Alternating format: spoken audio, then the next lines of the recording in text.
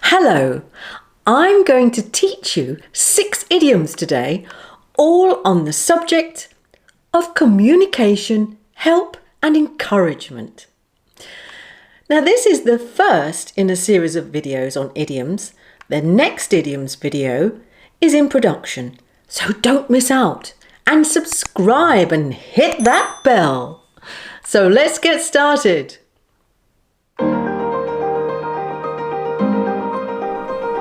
So why do we use idioms?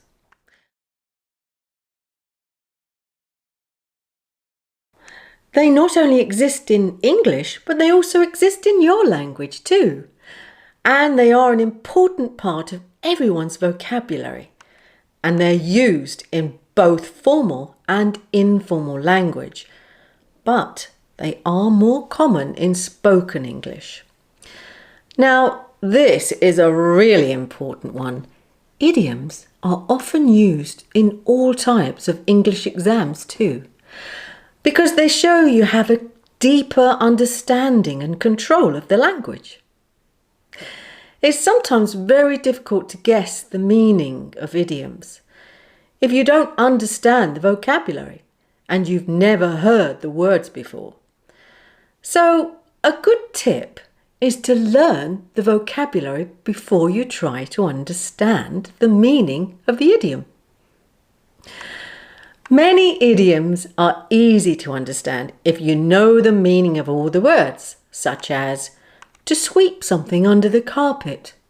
Well, if you understand the words sweep, under and carpet, there's a very good chance you'll understand its meaning. And you might even have the same or similar one in your own language. But how do you remember them?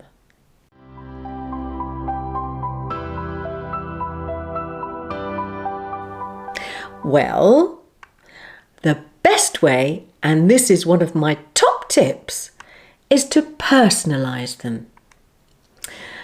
Think of a story which is true for you and use it as an example of the idiom. So let's begin with an idiom where the words are easy to understand. Number 1, to feel sorry for someone. To feel sorry for someone. This means to feel sympathy for someone because something bad has happened to them. So let me tell you a story using this idiom. To feel sorry for someone.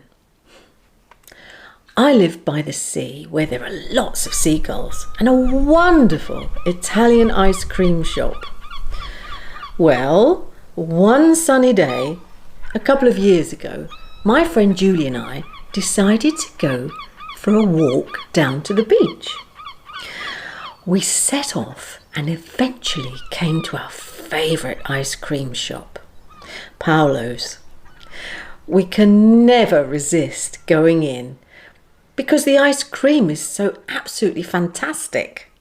And we both have a favourite flavour, of course, which we always buy. So we just had to go in. Anyway, we walked out of the shop with our ice creams. Mine was strawberry and vanilla, as usual, and Julie's was pistachio. Well, just as Julie was about to take a mouthful, a seagull pooed right in the middle of her ice cream. Well, we couldn't believe it. It splashed everywhere, all down her clothes, in her face, and the smell was absolutely disgusting. But apart from spoiling her ice cream, she had to go home and change all her clothes. Well, I felt really sorry for her. But now, when we look back and remember it, we can't stop laughing about it. Anyway, we always say in England, if you get hit by a seagull poo, it's very lucky. So now it's your turn. Think of a story or a situation that's true for you. And, well, I don't know, when you felt sorry for someone. Then write it down. If you like, you can post your story or sentence in the comments below, and I'll check it for you. Number 2, on the same wavelength. On the same wavelength. So the word wavelength means the distance between the two waves of sound or light that are next to each other. So to be on the same wavelength is to understand the way another person thinks, because you often have the same ideas and opinions as they do. During lockdown with this coronavirus, I've been spending so much time with my husband that we have been thinking the same thoughts. Well, I can often finish his sentences. Well, the other day, he said, "I want her." And I said, "A divorce?" Only joking. Can you think of something that's true for you? Well, just write it down before you forget it.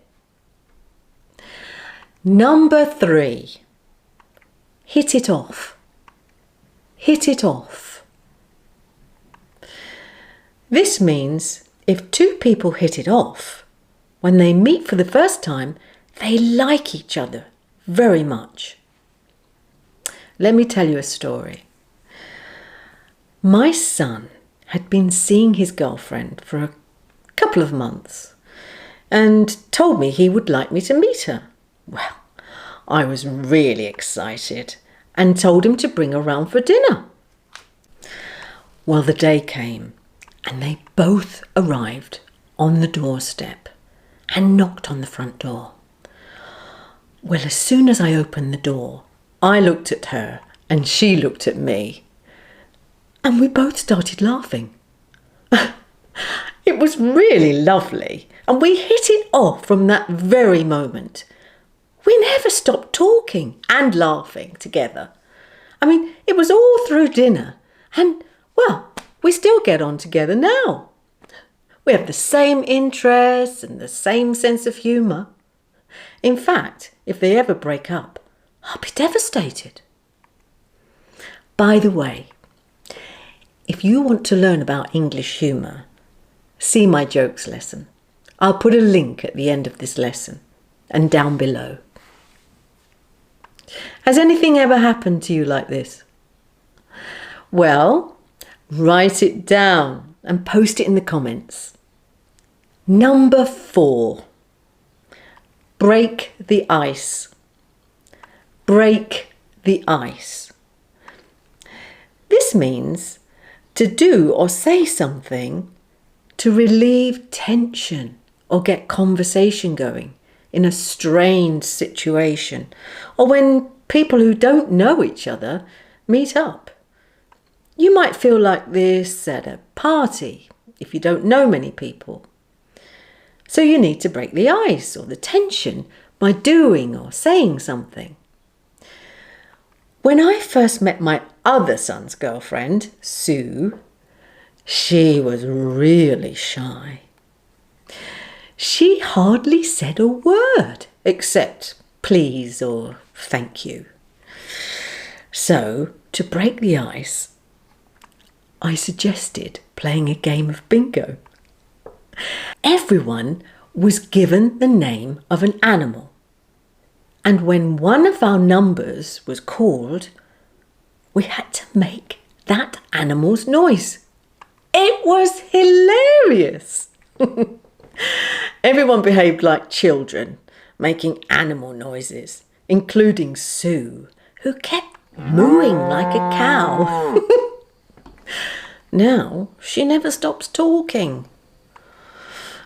So, anyway, now you write down your story so you can remember the expression. Number 5, every cloud has a silver lining. Every cloud has a silver lining. Well, first of all, the word lining means a piece of cloth or something that is fastened to the inside of something to keep it clean or protect it. You probably have a lining in your coat to protect the inside or to keep you warm.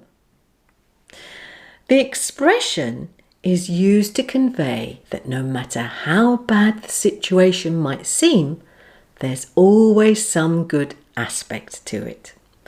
It's usually said as an encouragement to a person who is overcome by some difficulty and is unable to see any positive way forward.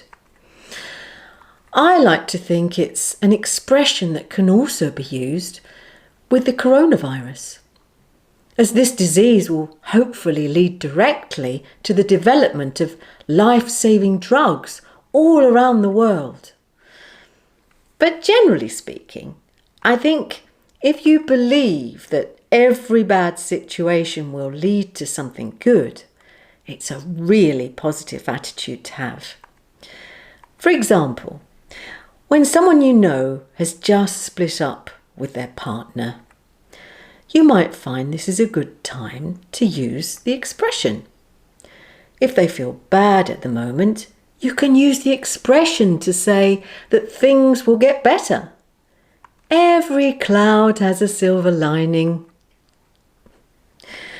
We get a lot of clouds in the UK with all the rain we have, so it's quite a common expression here.